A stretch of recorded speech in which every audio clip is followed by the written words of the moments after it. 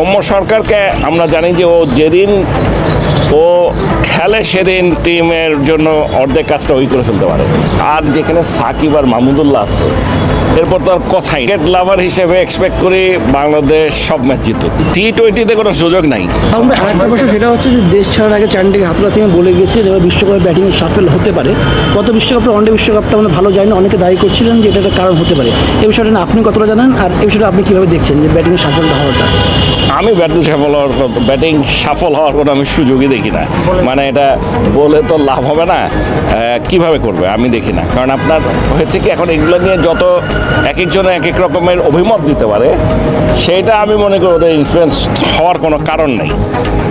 আমাকে যদি জিজ্ঞেস করেন আমাদের ওপেনিংয়ে তিনজনের মধ্যে কোন দুইজন খেলবে এটা আমি বলতে পারছি না এখন, বাট এই তিনজনের মধ্যে দুজন খেলবে। 3-এ শান্ত, 4-এ সাকিব, 5-এ তৌহিদ হৃদয়, না 4-এ তৌহিদ হৃদয়, 5-এ সাকিব, 6-এ মাহমুদুল্লাহ রিয়াদ, 7-এ অনেক। যদি আমরা এই কজন ব্যাটার খেলাই, তারপরে স্পিনার আসবে একজন। এখন এটা কি রিশাদ আসবে নাকি শেখ মাহিদি আসবে সেটা আমি জানি না, অপোনেন্ট দেখা হলে ঠিক করবে। আর 3 পেসার খেলবে, এটা হলো স্ট্যান্ডার্ড। এখন এর মাঝে চেঞ্জ হওয়ার সম্ভাবনা খুবই ক্ষীণ বলে আমার মনে হয়। যে জিনিসটা গত বিশ্বকাপে হয়েছে, সাফল কেউ করতে চায় না, কিন্তু যখন কন্টিনিউয়াস ব্যর্থ হতে থাকে তখনই তো সাফল্যের কথাটা আসে। মানে করবে কে? আচ্ছা ধরেন আমাদের যে ওপেনাররা যাদেরকে প্রথমে সিলেক্ট করে মাঠে নিয়ে আসছে, ওরা যদি কন্টিনিউয়াস রান করতো তাহলে কেউ সফল করতো?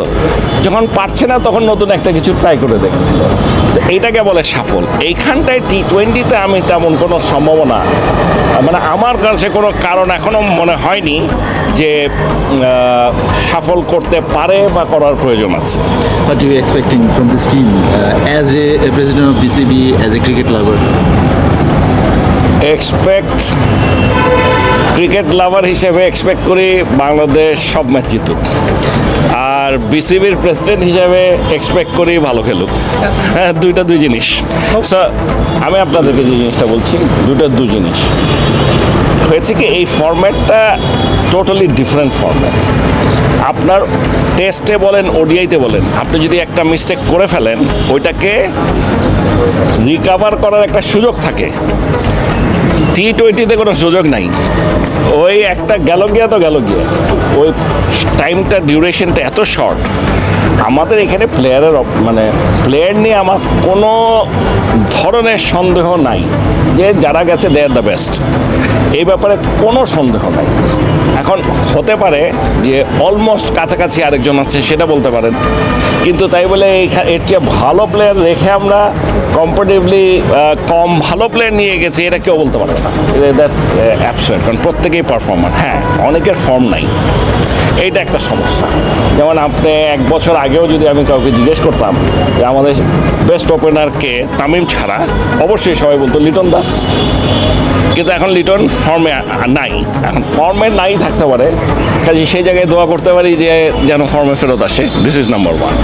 শান্ত বলেন, তৌহিদ হৃদয় বলেন, অনেক বলেন, ওদের এখন পর্যন্ত যে কয়টা খেলা দেখেছি, they all have tremendous potential.